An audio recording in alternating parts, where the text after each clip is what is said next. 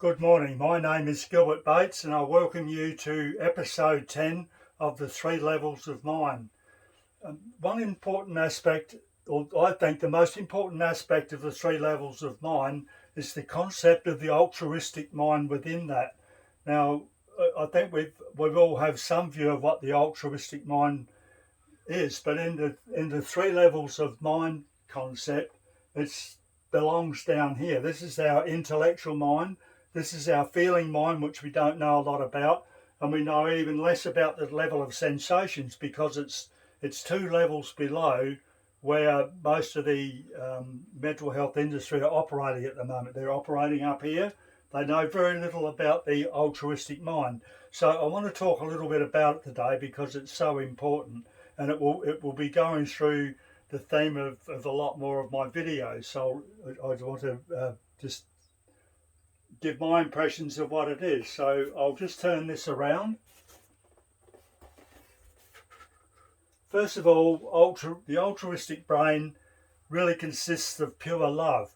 There's a lot of talk about trauma, but trauma really is caused by a lack of love between humans, especially between parents and the children. And you can't really blame parents because we've gone down a path where we just don't understand. We don't understand the science behind what love is. But it's a very strong evolutionary force, love and the altruistic brain. It's what we developed very early on, like millions of years ago, and it's why we are very successful in our evolution, because we had this altruistic brain to guide us through evolution, and we're losing that guidance now because of primal pain or because of trauma that compresses. We don't want to feel the trauma, we don't want to feel the pain of not being loved, so we repress everything, and when we do that, we repress the effects of the altruistic brain, and that's very damaging to the human condition. You only need to look around in the world today to see that in motion. There's a lot of sick people, a lot of people doing ridiculous things. It's all because we don't have access to the altruistic brain, or we don't have the access that we need. So it's a very strong evolutionary force, and we need it. We think that we are into the intellectual realm where that's going to solve a lot of humanity's problems, but that's not the case. We have to go back and understand where the altruistic brain is and what it does to our brain, even in our present situation.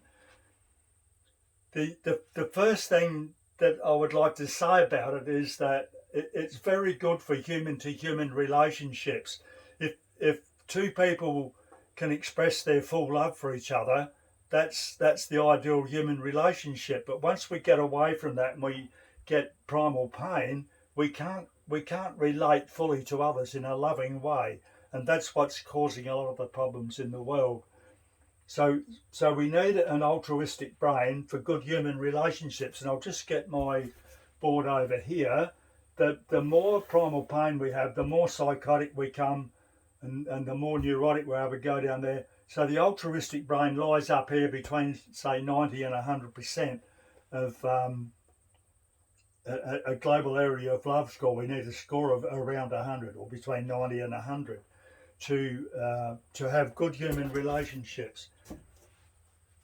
So back to the board, we care for others. The thing that we do now is that we tend to look out for ourselves, and our first thoughts need to be for ourselves because we've got to look after ourselves. But then our thoughts need to go to look out for others. What we do, or what I do, how does that affect other people? Does it help them in their life or not? We're getting too much away from that, where people are going for their ego and their greed and all that sort of stuff, and that's not helping. So an altruistic mind means that we care for others. We care for their health and well-being, and that's what we're losing. It's one of the we still have it as an underlying thing within the human race, but we need to build on that. We need to understand that we need to care for others.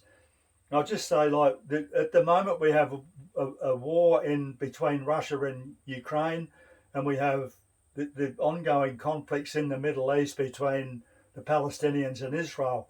they're people that genuinely that don't really care for others, because if you can kill somebody else, you don't care for them. We've got to lift ourselves above that into our altruistic brain. That's the only way out of those conflicts. Also, the altruistic brain is not talked about much. There's a lot of I follow the health advice science, and people talk about food and exercise, and that's really important. Yes, I'll agree with that. But what they don't really understand is that love, or our altruistic brain, is the cornerstone of our real health, and we need that. We need to understand that that we need an altruistic brain to go along with our food and our exercise, and we need our ability to care for others to really enjoy this human life. And here it keeps us healthy.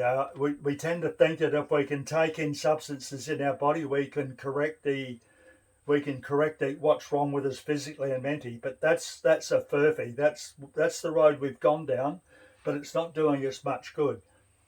What we need to heal lies within us, and the way to heal that is through our primal pain. Get rid of primal pain, get access to our altruistic brain, and then our brain is free from repression, and then it's free to heal our body. And that's where our healing action comes from the altruistic brain. The altruistic brain also gives us our meaning, our joy, our spirituality to life. I mean, there's so many people that are prepared to travel to places like India and South America to try and work out what the meaning of life is. If you're living a life of pure love through an altruistic brain, these things don't matter. They do matter. You do actually have them, but you understand the meaning. You have joy, and you have a spirituality to life. Now, there's very little research done on the altruistic brain, because it's not a concept that's really much in researchers' sights, I guess. So if you want to understand what I'm talking about, go and research near-death experience, NDEs. And when people have near-death experiences, what they're actually doing in a near-death experience, and all of them are like this. You have an operation or something, you go unconscious, and so that goes offline, the feelings go offline, and then what you're doing in a near-death experience is experience pure sensations without the overriding stupidity that most of us have in our cognition. And that's an important point to understand. You have full access to the altruistic brain without the cognitive dissonance that we bring to it. So NDEs, people who have near-death experiences, talk about the love. They talk about seeing the light, and it changes people. It changes people in that they become better parents. They become better people in the community. They realise what life's about. When you experience the altruistic brain, it drives you. You don't need intellectual or cognitive behaviour therapy to do that. It's part of your inner drive to be altruistic and to express love.